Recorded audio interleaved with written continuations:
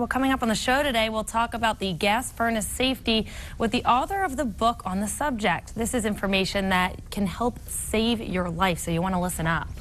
And we're talking about a very serious matter that could save your life. What you need to know about gas furnace safety, straight ahead on PA Live.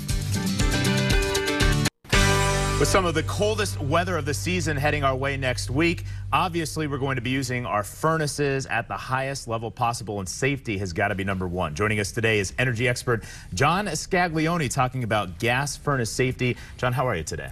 Great. Thanks for having me here to talk about the 5 ways to avoid being killed by your gas furnace. Yeah, you certainly don't want to do that. And those gas furnaces will be on at their highest in the coming days. And, you know, there was a recent incident not too far away from us down in York, Pennsylvania. Correct.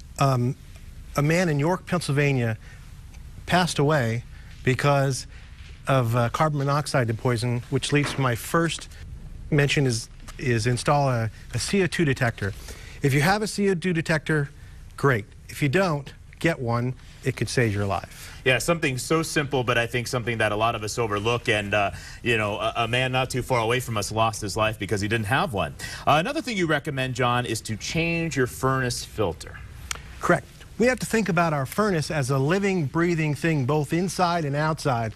And inside, it needs to breathe. So we need to change the filter several times actually during the winter season. And then outside, on the exterior portion, we want to make sure we clean the exterior vents.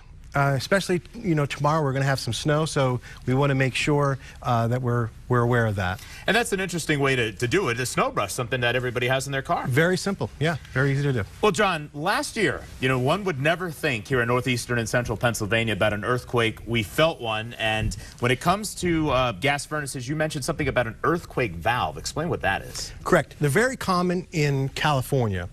But they're actually a shut-off valve that shuts the gas off. So let's say that you're vacationing on your dream vacation in Acapulco with down by the pools of Las Brisas, and there's an earthquake in Pennsylvania. Well, this device would stop the gas and stop it from blowing up your house. And if there was somebody in your house, it would keep you safe and save your life. Yeah, that is certainly something great because, again, you would never expect earthquakes to be an issue for us, but obviously that changed kind of in an interesting way last year for us. And lastly, John, you mentioned to get a furnace checkup. How often should you do that? If it's been more than 2 years since you have your furnace clean, you should have it checked. And it's a simple thing like a screwdriver in the hands of a qualified professional. It could save your life. And I have an easy formula to make it really simple. It's the HOT formula. It's H-O-T. So H stands for having your furnace checked. O stands for oxygen. Make sure we have an oxygen sensor and change your filter. And T is just take a minute to do the simple things that could save your life. Johnson, pretty easy, but yet advice that could save your life. And you authored a book on this subject, and I know you have a lot more information up on your website. Yes, it's really easy. Just go to gasfurnacebook.com.